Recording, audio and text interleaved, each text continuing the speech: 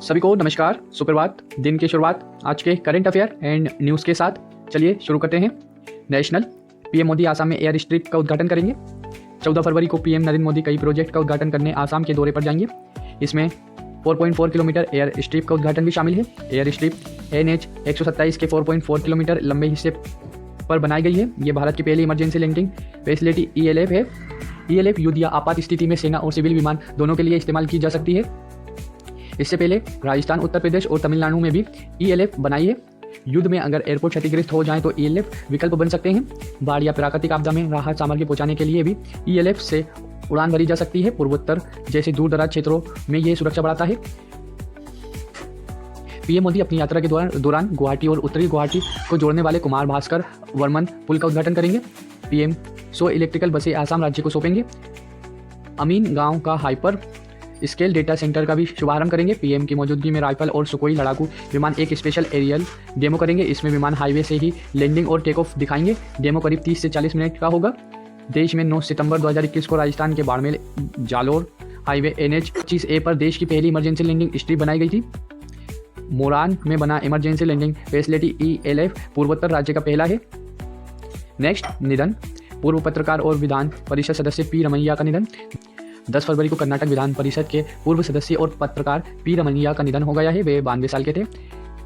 12 सितंबर 1933 को जन्मे रमैया मांडला जिले के माघमंगला तालुक के बिंदेल हल्ली के मूल निवासी थे। रमैया 50 साल तक द हिंदू मीडिया ग्रुप का हिस्सा रहे और 1998 में इसके कर्नाटक ब्यूरो चीफ के तौर पर रिटायर हुए।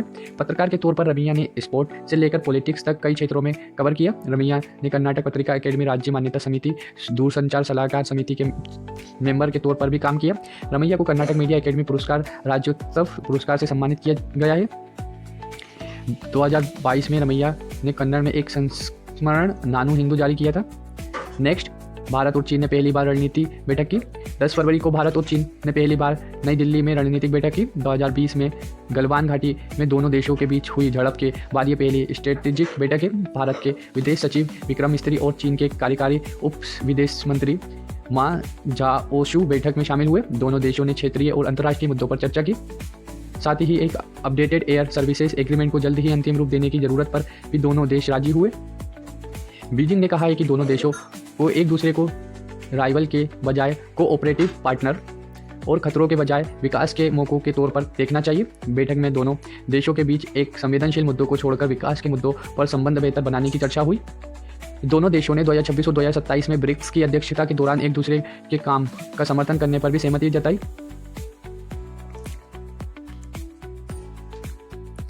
नेक्स्ट, भारत ने UK उत्तरी आयरलैंड के साथ MOU साइन किया। 10 फरवरी को भारत ने यूनाइटेड किंगडम और उत्तरी आयरलैंड के साथ सोशल सिक्योरिटी से जुड़े एक MOU पर साइन किया।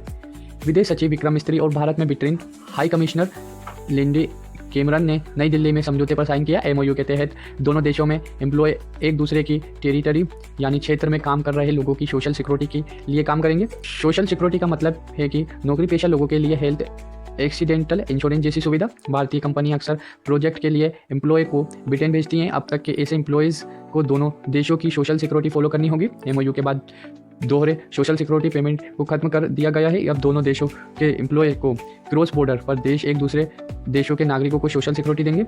शॉर्ट टर्म के लिए गए एम्प्लॉयज़ की जानकारी एक्सटर्नल अफेयर्स मिनिस्ट्री और employees provident fund organisation EPFO की वेबसाइट पर दर्ज होगी। सोशल सिक्योरिटी एग्रीमेंट जुलाई 2025 में हुई Bharat UK comprehensive economic and trade agreement CETA का हिस्सा है। MOU 36 महीने तक के लिए किया गया है। नेक्स्ट, पत्रकार रवि नायर को मानहानि मामले में जेल।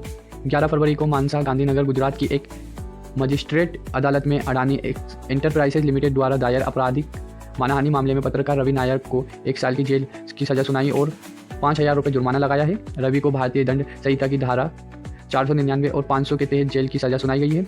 अक्टूबर 2020 और जुलाई 2021 के बीच नायर के एक ट्वीट ने मानहानि का ये मामला शुरू हुआ था। अदालत ने कहा है कि नायर की पोस्ट निष्पक्ष नहीं है, भारतीय कानून के तहत आपराधिक मानहानि के दायरे में आती है। अडानी एंटरप्राइजेस ने आरोप लगाया है कि पोस्ट में आम लोगों और निवेशकों के बीच कंपनी की प्रतिष्ठा को नुकसान पहुंचा है। इसके बयान झूठे और अपमानजनक हैं। रवि नायर इंडिपेंडेंट जर्नलिस्ट हैं। वे भारत और विदेश के कई मीडिया संस्थानों के लिए लिखते हैं। आज का इतिहास, 12 फरवरी का इतिहास। 12 फरवरी 1736 नादिर शाह फ्रांस का शासक बना। 12 फरवरी 1809 में ब्रिटिश जैव वैज्ञानिक चार्ल्स डार्विन का जन्म हुआ। 12 फरवरी 1928 को महात्मा गांधी ने बारदोली में सत्याग्रह की घोषणा की। ऐसे ही डेली की करंट अफेयर एंड न्यूज से जुड़ी अपडेट के लिए चैनल को लाइक एंड सब्सक्राइब करें। Thank you for watching, take care, bye bye.